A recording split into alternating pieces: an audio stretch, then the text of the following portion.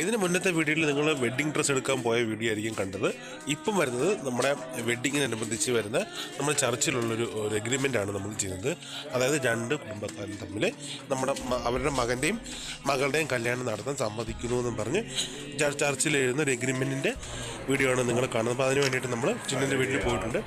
അപ്പോൾ അവിടെ ചർച്ച് പാസ്റ്ററും എല്ലാവരും വന്നിട്ടുണ്ട്. ഫസ്റ്റ് നിങ്ങൾ കാണുന്നത് നമ്മൾ പ്രെയറാണ്. പ്രെയർ കഴിഞ്ഞതിന് ശേഷം നമ്മൾ എഗ്രിമെൻ്റ് ചെയ്തു. അപ്പോൾ നമ്മുടെ പള്ളി അനുസരിച്ച് അങ്ങനെ എഗ്രിമെൻ്റ് ചെയ്തത് പയ്യൻ്റെ വീട്ടുകാരും പെണ്ണിൻ്റെ വീട്ടുകാരും പെണ്ണിൻ്റെ അപ്പനും അമ്മയും പയ്യൻ്റെ അപ്പനും അമ്മയും കൂടെ വന്നിട്ട് ആ എഗ്രിമെൻ്റ് ചെയ്തു. ആ എഗ്രിമെൻ്റ് ചെയ്തിട്ട് ഞങ്ങൾ ഞങ്ങളുടെ മകളെ വിവാഹം കഴിച്ചു കൊടുക്കാൻ സമ്മതമാണെന്ന രീതിയിൽ രണ്ട് കൂട്ടരും അങ്ങോട്ടും ഇങ്ങോട്ടും എഴുതും. അതിനാണ് നമ്മൾ തകതി എഴുതുക എന്ന് പറഞ്ഞത്.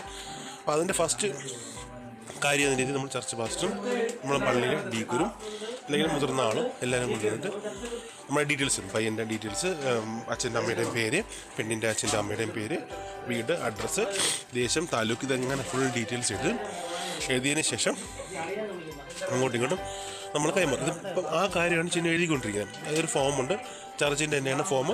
ആ ഫോം തരാം. അതിൽ നമ്മളെല്ലാ കാര്യങ്ങളും എഴുതി നമ്മൾ തയ്യാറാക്കും. അത് കഴിഞ്ഞിട്ട് അങ്ങോട്ടും ഇങ്ങോട്ടും നമ്മൾ ഒപ്പിടും. അതായത് പയ്യനും പെണ്ണും പെണ്ണിൻ്റെ അച്ഛനും അമ്മയും എല്ലാവരും ഒപ്പിടും. ഇപ്പം ഞാനാണ് ഒപ്പിടുന്നത്. അത് കഴിഞ്ഞിട്ട് ചിന്നു ഒപ്പിടും.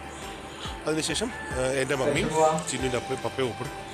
ഡാഡി ഉണ്ടായിരുന്നെങ്കിൽ ഡാഡിയായിരുന്നു ഒപ്പിടേണ്ടി വരുന്നത്. ഇതിപ്പം അതില്ലാത്തതുകൊണ്ട് മമ്മി ഒപ്പിടുന്നു, ചിന്നുവിൻ്റെ പപ്പയും ഒപ്പിടുന്നു. അതിനുശേഷം രണ്ട് സാക്ഷികളാണ് നമ്മൾ ഓപ്പോസിറ്റ് തലയിൽ കൈവച്ചിരിക്കുന്ന ആളും അപ്പുറത്തിരിക്കുന്ന ആളും നമ്മുടെ സാക്ഷി. അത് നമ്മളിങ്ങനെ വിവാഹം നടത്താൻ സമ്മതിച്ചിരിക്കുന്നു എന്ന് എഴുതുന്ന രണ്ട് സാക്ഷിയാണ്.